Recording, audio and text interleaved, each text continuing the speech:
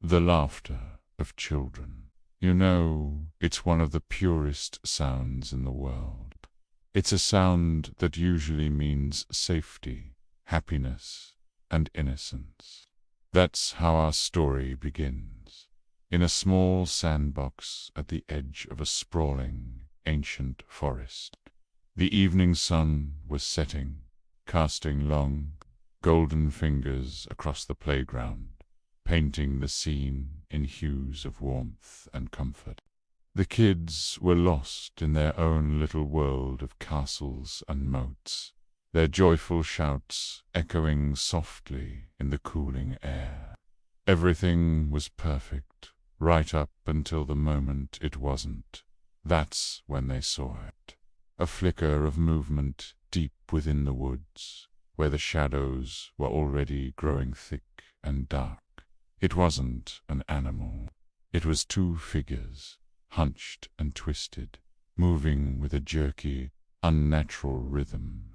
As the children squinted, the forms became clearer. Two old women, their bodies contorted in a silent, furious struggle. Their fight was desperate, a whirlwind of flailing limbs and tangled gray hair. And then a sound drifted out from the trees, a sound that froze the children's laughter in their throats. It was a scream, thin and reedy, filled with a raw, ancient hatred that didn't belong in their world. It was a sound that made the birds go silent and the leaves stop rustling. The women thrashed and clawed at each other, their shrieks tearing through the peaceful twilight.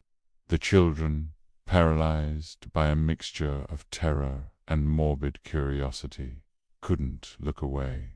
They just stood there, little statues with wide, unblinking eyes, clutching their colorful plastic shovels. Then, in an instant, the fight stopped. Both women froze, their heads snapping up in unison. They had seen the children. Their faces, even from a distance, seemed to twist into identical expressions of malevolent surprise. And just as suddenly as they had appeared, they did something impossible. They didn't run. They didn't hide. They dove headfirst, straight into the forest floor, vanishing into the dirt and leaves as if the solid ground were nothing but water. They were gone, leaving behind only the echoing screams and a silence that was far more terrifying than the noise had been. For a long moment, nobody moved. The golden light of the sunset now seemed cold and menacing. The forest, once a familiar backdrop to their games, had become a place of dark, unknowable secrets. The fear that held them captive was slowly being replaced by a powerful, childish curiosity. What had they just seen?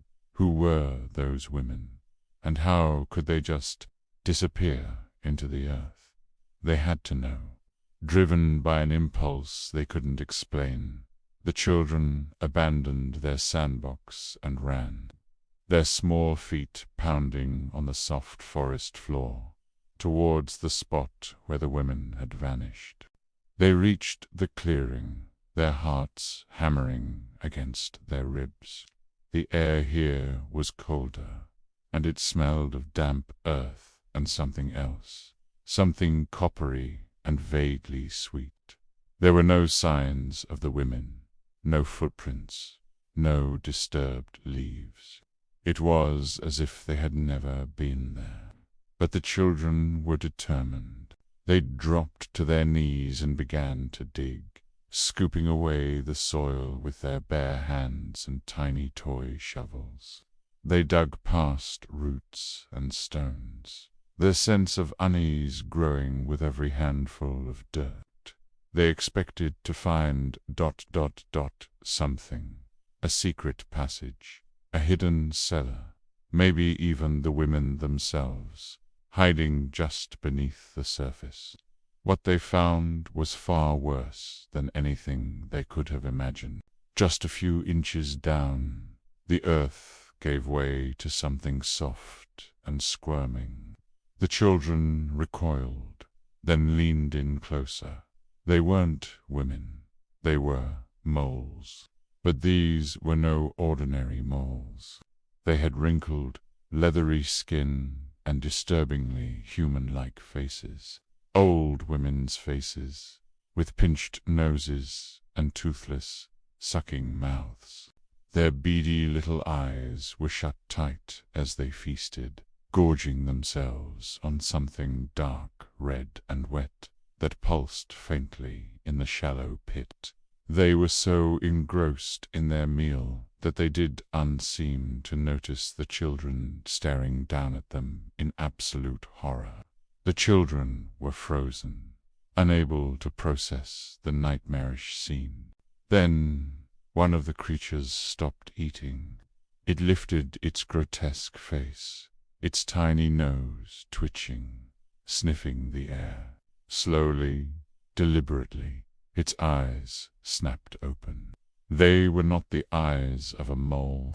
They were pale, intelligent, and filled with a hungry light. One by one, the other creatures stopped their feeding and turned their heads, their gaze locking onto the terrified children. A collective, wet sound echoed from the pit as they licked their lips, their human-like mouths stretching into unsettling smiles. That's when the spell of terror broke. The children screamed, a raw, primal sound of pure panic, and scrambled to their feet. They turned and ran. They fled back through the forest, no longer a playground, but a labyrinth of fear. The branches of the trees seemed to reach for them like skeletal fingers, snagging their clothes and pulling at their hair. Whispers slithered through the air around them, soft, insidious voices that sounded like their own parents, calling their names. Anna, ... double quotes, Leo, ... the youngest of them. A little boy named Sam stumbled on a gnarled root. He fell hard, the air knocked from his lungs. As he gasped for breath, he looked back and saw it. A pale, wrinkled hand, streaked with dirt and blood, was emerging from a freshly dug hole right behind him. It wasn't reaching for him. It was pulling him, dragging him by the ankle, back towards the dark, hungry earth. His scream was cut short as he was pulled from sight. By the time night fell, the forest was quiet again. The whispers faded. The reaching branches grew still. There were only the echoes of screams that no one was left to hear. The next morning, when the first rays of sun pierced through the thick morning fog, worried villagers found the playground. The sandbox was empty, the carefully built castles trampled. A series of tiny, frantic footprints led from the sandbox directly into the woods, and then they just stopped. There was no sign of a struggle, no sign of anything, except for one heartbreaking clue. Dangling from a low-hanging branch, swaying gently in the morning breeze, was a single, small, red shoe. Thank you for watching. If this story sent a chill down your spine, don't forget to like this video and subscribe to the channel for more tales from the shadows. Stay safe out there, and be careful what you dig for.